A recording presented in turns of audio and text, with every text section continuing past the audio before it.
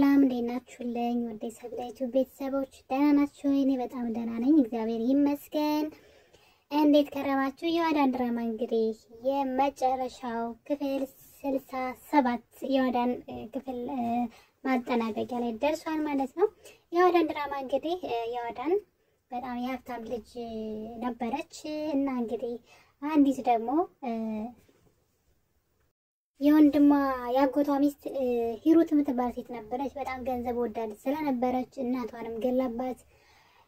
ከዛ በጣም ታሰቃያት ነበር። በጣም ከብዙ መከራ በኋላ እንግዲህ የዋዳን አሸንፋ ማለት ነው።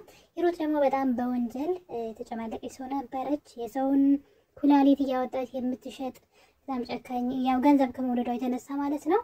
እና እንግዲህ አብራት የምትሰራው ደግሞ የሳሚ እናት ነበረች ማለት ነው። ሳሚ የሚባለው ልጅ ደግሞ እና ሂሩት ጋር ሄዶ መኖር ይጀምራል። ከዛ የዋዳን ጋር ፍቅር ይጀምራሉ። ድራማው እንደዚህ ያለ ከጦፈ በኋላ እንግዲህ ወደ መጨረሻው ደግሞ የዋዳንና ሳሚ አብረው ትዳር ይመሰረታሉ ማለት ነው።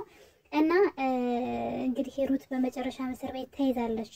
ሰው የሆነ ነገር አጥፍቶ ማለት ነው የፈለገ ቢሸሽ አያመልጥም ከዛ ከሰራው ግፍ ማለት ነውና ያ የሰራው ግፍ ደግሞ የሆነ ቀን ጠብቆ እንደሚጥለው በሂሩት ማየት ይቻላል ማለት ነው። በጣም ገንዘብ ወዳድ ነበረች። ምናልባት አብዛኛው ሰው ወንጀል እኔ ፊልም ላይ ሳይ ማለት ነው ወንጀል የሚሰሩ ሰዎች ባለፈው ህይወታቸው ላይ በጣም በገንዘብ እጥረት ማለት አንዳንዴ ድሃ ስትሆኑ የሚደርስባችሁ ተጽዕኖ አለ አይደለ? ከማህበረሰቡ ወያታችሁ በጣም ተቸግራችሁ ጠይቃችሁ እምቢ ትባላላችሁ። እሱም ብቻ ሳይሆን ሊያንቋሽሿችሁ ሁሉ ይችላሉ። በድህነታችሁ ሊንቋችሁ ምናምን አይደለ? እሱ ነገር ልክ በቃ የሆነ ሰዓት ላይ ገንዘብን ማግኛን የትኛውንም አጋጣሚ እንጠቀማለን። ያን ገንዘብን ለመበቀል ማንሄደው ጥግ የለም። ያ ድህነታችንን ስድባችንን ለማጥፋት ማለት ነውና እንግዲህ ሂሩትም እንደዛ ነው ያደረጋችሁ።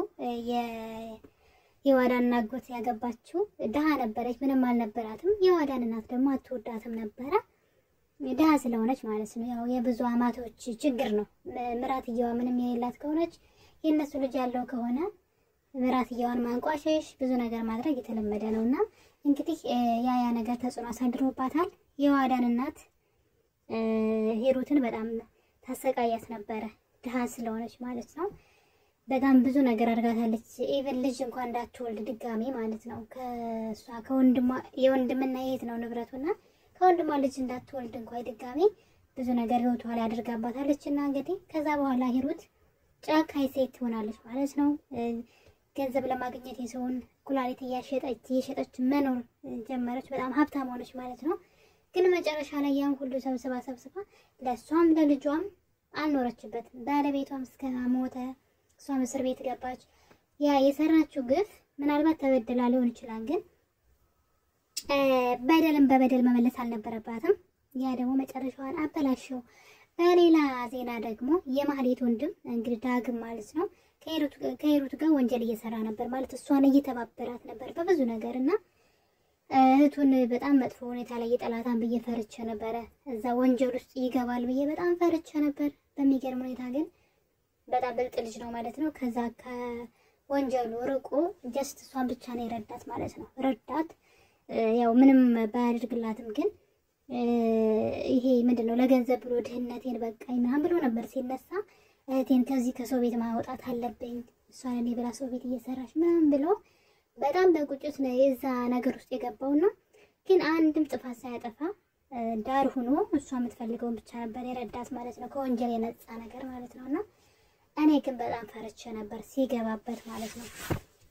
እና እንግዲህ ሂሩትና የሳሚ እናት እንግዲህ በመጨረሻም በፖሊስ ቁጥጥር ስር ውለዋል። ሂሩትም ደግሞ ልጇን ወደ ሌላ ሀገር ልካታለች ማለት ነው። ምንም አማራጭ የላትም። በጣም በሚያሳዝን ሁኔታ ማለት ነው። ለዛ ሁሉ ክፋት አደረገች። ከዛ ብቻዋን ቀረች። ብቻዋን ከሀገር ወጣች ማለት ነው። እና አንዳንዴ በጣም ከመጠን ያለፈ ክፉ ስንሆን ገንዘብ ወዳዶች ስንሆን ዘመድም ሰውም ነው የምናጣውና ገንዘብ ስለሰበሰብን ደግሞ ደስታ አይኖረንም። ገንዘብ ብቻውን ደስታ አይሰጥም። በነገራችን አብዛኛው ሰው የሚቀበዘበዘው ራሱን የሚያጠፋ ሰው አብዛኛው አይታችሁ ከሆነ በጣም ያለው ሰው ነው። በጣም ከመኖሩ የተነሳ ገንዘብ ሲኖራችሁ ማለት ነው በቃ ደስታ ከሌለው ገንዘብ ብቻውን አያኖርም ሰው እና ገንዘብ ብቻውን ዘመድ አይሆንም። አንዳንድ ጊዜ ሳይኖራችሁ ሰው ካላችሁ ደስታ ይኖራችኋል ማለት ነውና ስላችሁ ትክክለኛ ሰው ካላችሁ ነው የሚረዳችሁ የሚወዳችሁ ቸክ የሚያረጋችሁ ሰው ካለ ከገንዘብ በላይ ነው ማለት ነው። አንዳንድ ጊዜ ደግሞ ሰው በጣም ብዙ ሰው ኑሯችሁ ዙሪያውን ብቸኝነት ሊሰማችሁ ይችላል። እሱ ደግሞ ምንድነው ሰዎች እናንተን ቼክ ማድረግ ካልቻሉ እንዳላችሁ ካልቆጠሯችሁ ስታወሩ ካላዳመጧችሁ ካልተረዷችሁ እሱም ብቸኝነት ነውና እና በጣም ነው እንግዲህ የሚያሳዝነው ማለት ነው። ያው ሰው የዘራውን ያጭዳል ነው ምንም ማድረግ አይቻልም። ሂሩት ያደረገችው የሰራችው ስራ ነው እንደዚህ ያደረጋትና በሚገርም ሁኔታ ግን ልክ ቀን ሲጠላትና ልክ እስር ቤት ስትገባ ታግራ ማሸነፍ እንደማትችል ሲገባት የዋዳንን ይቅርታ ጠየቀቻት። ገብቷችኋል? የዋዳንን ይቅርታ ጠየቀቻት። ግን ለምንድን ነው ለጊዜ የሆነ ችግር ስንገባ ነው ሰዎችን ይቅርታ የምንጠይቀው? ለምንድን ነው ግን የበሬ ነው ብላችሁ የሆነ አጣብቂኝ ውስጥ ስንገባ ወይም ደግሞ የሆነ ነገር ያደረግን ያ ነገር አልሳካልን ብሎ መጨረሻ ላይ ስንደርስ ይቅርታ እንላለን ሰዎች። እውነት አጋጣሚ ብናገኝ በዛ ሰዓት ይቅርታ እንላለን አንልም። መቼም እንደማናሸንፍ ስላወቅን እንጂ ንጹህ ልብ ኑሮን አይመስለኝምና ሂሩት እንግዲህ የማትወጣው ወደ ውስጥ ገብታለች እስከመጨረሻው። እንግዲህ የሰውን ነፍስ እያጠፉ የሰውን ስጋ እየሸጡ መኖር ማለት እንግዲህ ወንጀሉን አስቡት እስከ ዘላለሙ እዛው በዛ መቅረቱ ነው ማለት ነው። በጣም ደስ የሚለው ነገር ሲያልቅ ማለት ነው የዋዳንን ሰዎች ጉዳቷን በየፈርቸ ነበር። ምክንያቱም ደግሞ ሂሩት በጣም ብዙ ገንዘብ ተበድራለች በሷ ንብረት በሙሉ አስይዛ ማለት ነውና እነሱም ደግሞ እንትኖች ናቸው ይሄ ህገ ወጦች ስለሆኑ የዋዳንን ጉዳቷን በየ በጣም ፈርቸ ነበር። በሚያምር ሁኔታ ያው ድራማው እየረሳ ነው ጠፍተው ምናምን ቢመጡም ማለቁ ግን በጣም በሚያምር ሁኔታ ነው ማለት ነው። እንግዲህ በመጨረሻም ሳሚና የዋዳን አብረው ሆነዋል ማለት ነው። የታገሰ አፈሰ ማለት እንደዚህ ነው ማለት ነው። ያው መጀመሪያ ሲጀምሩ ሳሚና የዋዳን በጣም ይጣላሉ ነበር፣ አይዋደዱም ነበር፣ አይጥና ድመት ነበሩ። እንግዲህ ያ ነገር ተቀይሮ ወደ ፍቅር ተቀይሮ አብሮ እስከ መኖር ትዳር ይዞ እስከ መኖር አደረሳቸውና በጣም የሚዋደዱ እንደውም ማለት ነው አንዱ ለአንዱ የሚኖር ሆነዋል ማለት ነው። በጣም ደስ ይላል።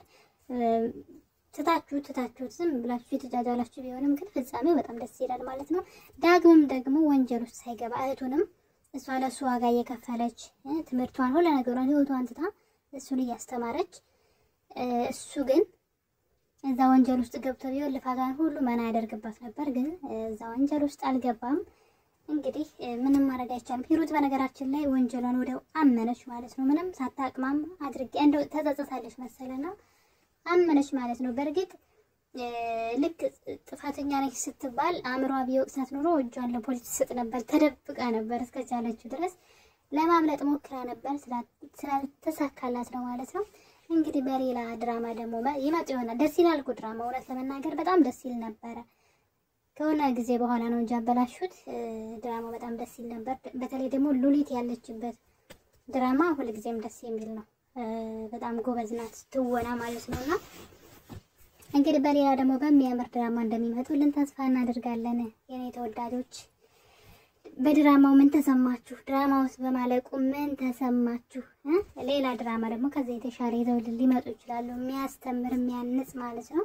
እስከዛው እናንተ የኛን ቻናል ሰብስክራይብ እያደረጋችሁ ቪዲዮ ስንለቅ ደግሞ እያያችሁ ጠብቋቸው። ልክ አዲስ ነገር ሲኖር እኛም ደግሞ እንለቅላችኋለን፣ እናሳውቃችኋለን። የኔ ወዶች ይሄን ቪዲዮ ስትጀምሩ በላይክ ጀምሩልኝ። ቻናሌ በጣም ስለተቀዛቀዘብኝ ሼርም አድርጉልኝ ፕሊዝ እላለሁ። ስለነበረን ቆይታ ከልቤ አመሰግናለሁ። የዋዳን ድራማ በዚህ አለቀ፣ በዚህ ተፈጸመ ማለት ነው። በጣም ደስ ይል ነበረ። ሁላችሁንም አመሰግናለሁ። ሰላም ፍቅር ለሁላችሁም ይሁንልኝ። መልካም ምሽት። ባይ ባይ።